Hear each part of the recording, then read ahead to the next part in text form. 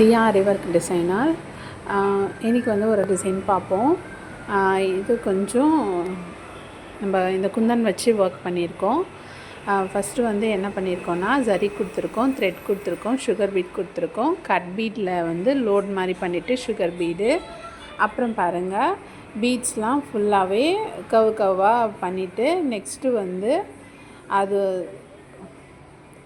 விவியாக பண்ணிவிட்டு நெக்ஸ்ட்டு வந்து நான் என்ன பண்ணியிருக்கேன்னா, ஒரு 4 mm பீடு, ஒரு சுகர் பீடு அது மாதிரி கொடுத்துட்டு, இது வந்து 3 mm பீடு இந்த மாதிரி கொடுத்து ஃபில் பண்ணிட்டேன். ஃபில் பண்ணிவிட்டு இந்த கார்னர் பீஸ் இருக்கும், அங்கே வந்து ஒரு 4 mm பீடு வச்சுட்டு சுகர் பீடை சுற்றிட்டேன். இந்த சென்டரில் வந்து 3 mm பீடும் ஒரு சுகர் பீடும், இந்த சென்டரில் ஒரு 3 mm பீடு சுகர் பீடு அது மாதிரி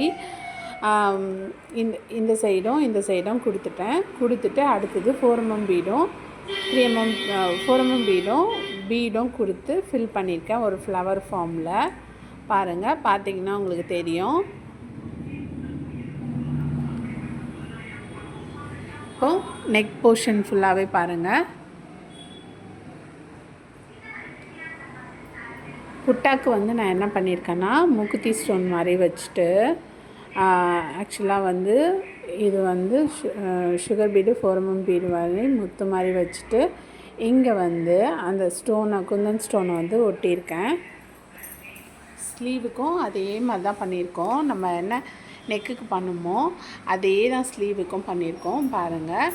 ஏன்னா ஸ்லீவில் வந்து ஃபுல்லாகவே கரை இருந்துச்சு, அந்த கரை வந்து இருந்ததுனால இது மாதிரி ஒர்க் பண்ணியிருக்கோம். இதுக்கு மேலேயும் நம்மளால் ஒர்க் பண்ண முடியாது, அதனால் சொல்லி நான் ஃபுல்லாகவே நெக் போர்ஷனுக்கு என்ன பண்ணுமோ அதே தான் பண்ணியிருக்கோம்.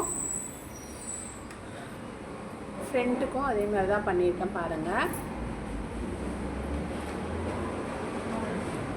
இப்போ வந்து அந்த கிளிப் ஸ்டோன் மட்டும் நான் ஒட்டணும், குந்தன் மட்டும் ஒட்டிட்டேன்னா இது ஃபுல்லாகவே ஃபினிஷ் ஆகிடுச்சு. இது மாதிரி உங்களுக்கு டிசைன்ஸ் வேணும்னா கண்டிப்பாக லைக் பண்ணுங்கள், ஷேர் பண்ணுங்கள். என்னோட காண்டாக்ட் நம்பர் கொடுக்குறேன், நீங்கள் யூஸ் பண்ணிக்கோங்க. தேங்க்யூ.